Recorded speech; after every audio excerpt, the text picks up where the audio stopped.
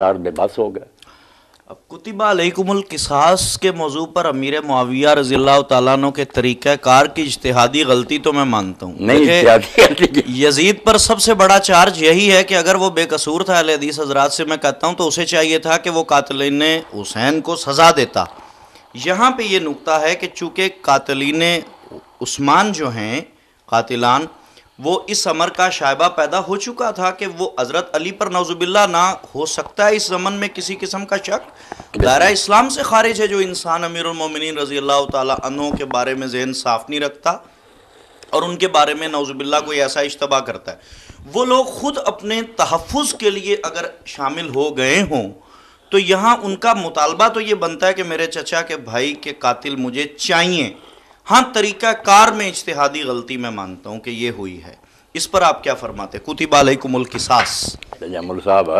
آپ بھی پڑھے لکھے ہو، غلط فہمی کا شکار ہو گئے کہ قصاص کا مطالبہ، قصاص لینے کا یہ طریقہ کہ ایک شخص کی خلافت مانو نہ، اس کی حکومت تسلیم نہ کرو اور اسے کہو کہ قصاص لے۔ تم بیعت نہیں کرتے ہو اور حکمران ہی شریک قصاص کس طرح لے سکتا؟ اور ہے تو بیعت کرو، اس کے ہاتھ مضبوط کرو، پھر ساتھ دو۔ پھر جیسے قاضی ابوبکر ابن عربی حالانکہ مائل ہیں ناصبی، مگر اپنی تفسیر میں لکھتے ہیں یار اطلاع بیرون نے کیا طریقہ اختیار کیا؟ خلیفہ کے پاس بصرے میں قصاص لینا تھا، خلیفہ کے پاس حاضر ہوتے، بات کر، اس کے ہاتھ مضبوط کرتے، بعد میں نہ کرتا امت آپ ہی دیکھ لیتی۔ یہ تو میں نے کہہ دیا کہ ہو گئی، لیکن میں مطالبے کی بات نہ یہ بالکل ایک سمجھے دھوکہ کہ ہم تو بیعت کر نہیں رہے، جو ساتھ ہے ان کے پیچھے پڑے وہ بھی چھوڑ دیں، درام سے نیچے گر جائیں۔ ورنہ ایک طریقہ ہے قصاص لینے کا کہ تم خلیفہ نہیں مانتے جو بیعت کر چکے ہیں، جن کے بارے میں ویسے ہی شرعی حکم ہے کہ اگر باغی جو ہیں وہ بغاوت سے توبہ کر کے خلافت کی بیعت کر لیں، کوئی بغاوت کے زمانے کا کیس پوٹ اپ نہیں کیا جا سکتا، نہ قتل، نہ اجماع ہو گیا تھا اس پر صحابہ کا، خارجی دوسرے جتنا جی چاہے قتل و غارت کریں، جب وہ مان لیں حکومت کو کوئی مقدمہ نہیں۔ یہاں ایک سوال ہے مولانا سمجھ کے واسطے، خوارج جو ہیں یہ علی المرتضیٰ رضی اللہ تعالی عنہ پر فتویٰ لگا کر ایک طرف ہو گئے کہ جی ان پر بھی کفر کا فتویٰ صادر ہوتا ہے اور واجب القتل معذر، یہ کون لوگ تھے؟ کیا یہ شبہ نہیں کیا جا سکتا کہ یہ وہی قاتلان عثمان تھے اور جو چھپ گئے تھے؟ جب وقت گزر گیا حضرت علی پر آبجیکشن کر دیا، ورنہ کس کی جرأت ہے کہ صاحب ایمان ہو حضرت علی پر کوئی اعتراض کرے؟ تیمور صاحب، خوارج کی تاریخ پڑھی جائے اور ان کے حالات، خوارج سے زیادہ دیندار گروہ اس امت میں کوئی پیدا نہیں ہو،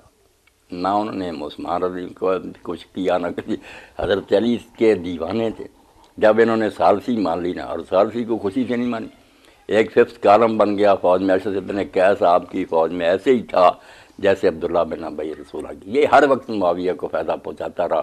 رشوت لے لیتا۔ اس نے تنگ کر دیا کہ انہوں نے امیر المومنین نے کہا یہ قرآن کو مانتے ہوتے مجھ سے جنگیں کیوں لڑتے؟ اب آخر تک بات پہنچی ہے، فتح قریب ہے، تم کیا کر رہے ہو؟ مگر انہوں نے نیزے سیدھے کر دی کہ ہم نے آپ کو قتل کر دینا، بے بس ہو گئے۔ یہ خوارج جو تھے یہ دیندار لوگ تھے، انہوں نے کہا وہ باغی تھا، تم امیر المومنین تھے،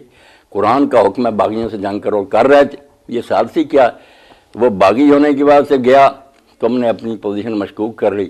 انہوں نے تحمل، پھر میرے بھائی ایک ایسے شخص کی بیعت کی جس کے گھٹنے اونٹوں کے گھٹنوں کی طرح ہو گئے، عبادت کر کر کے، وہ رسول اللہ کے زمانے کر رہا مگر ملاقات نہیں کر سکا، اس کو خلیفہ بنایا، اور بعد میں انہوں نے کئی علاقوں میں اسٹیٹیں بنائیں جہاں خالص قرآن و سنت چلتا رہا۔ ان کا جرم یہی تھا کہ کچھ جو ایک گروہ تھا نا نجرہ کا جو سخت تھے، انہوں نے کہنا شروع کر دیا کہ گناہ کبیرہ کا مرتکب کافر ہے، ان کو قتل کرو، اس لیے آبادیوں میں گھس گئے، ذمیوں کو کچھ نہ کہتے، مسلمانوں کو قتل کرنا شروع کیا۔ حضرت علی جن کو وہ کافر کہتے تھے ان کا عدل دیکھیں نا، انہوں نے ان سے کہا کہ میرے 3 عہد ہیں، تم سے مسجد میں آؤ گے نہیں روکوں گا، بیت المال سے جو فے میں سے وظیفے ملتے تمہیں بھی ملیں گے، تمہارے خلاف کوئی ایکشن نہیں لوں گا، بے شک مجھے کافر کو یا جو چیز ہے، مگر خون خرابہ نہ کرنا۔ جب انہوں نے گورنر کو قتل کر دیا، لوگوں کو قتل کر، پھر آپ نے قدم اٹھایا،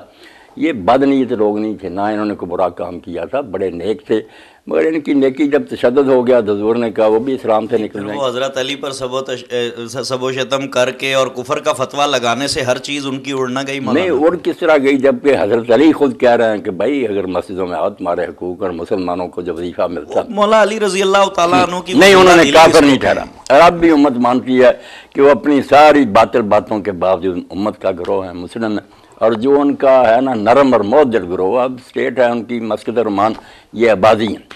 یہ بالکل بہت اچھے لوگ ہیں، تفسیریں قرآن کی ان کی کتابیں حدیث میں نے پڑھی کہ حضور فرمایا خوارج جو اٹھیں گے وہ جہنم کے کتے ہیں. وہ کتے پھر وہی ہو گئے نا جو مسلمانوں کو کافر کیا کے قتل کرنے لگے، خون خرابہ نظریے کی اچھا وہ اس میں آ آ گئے. وہ نجدہ اس کو یہ بھی خوارج جو ہے نا آج کی اپنے آپ کو خوارج نہیں کراتے، یہ تو کہتے ہیں ہم اہل حق ہیں، ان کو یہ برا کہتے ہیں کہ وہ کیوں مسلمانوں کو قتل کرتے، ان سے اسی لیے یہ الگ ہو گئے، یہ آبادی ہیں.